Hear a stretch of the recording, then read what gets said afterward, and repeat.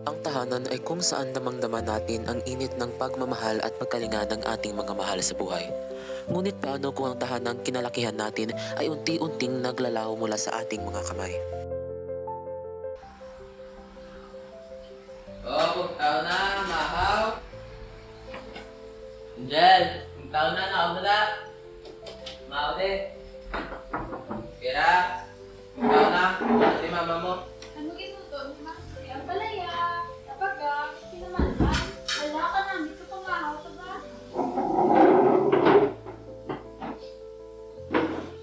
Umuwi ate.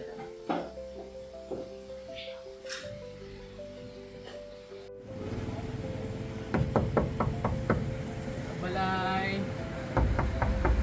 Tagbalay.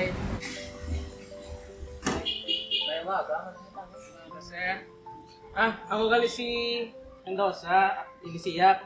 Ang ginpadala kami abis ang gobyerno para ipaibalo sa mga subo man ito, sir, pero pinapahali na kamo sa gobyerno.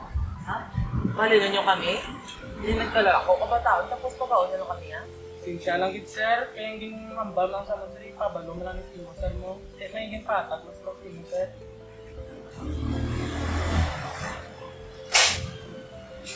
Isang kalibo? Isang libo pala nyo kami? Wala, kiniya sir. So, paano ang ininaka-epekto sa imong pamilya sa dalayon? Dako kita di ang na dula kitungod nga ang may mga boarding house kami na tapos do half isang building gid sa balay nga naging kuha nila. Ay mo pamatsyal, sapat man ang kwarta nga ginatag sa gobyerno sa inyo. Do tsaktuan lang gid kay hindi man kami ka pa presyo gid kitungod government ang nagbakal. Nakasaad sa ikatlong artikulo, ikasyam na seksyon ng Bill of Rights ng 1987 Constitution, ang pribadong pag-aari ay hindi maaaring kunin para sa pampublikong paggamit ng walang makatarungang kabayaran. Bakit patuloy ang pag-angkin ng mga ari-arian nang walang wastong kabayaran? Dahil sa korupsyon, nagagamit ng kapangyarihan sa hindi wastong paraan.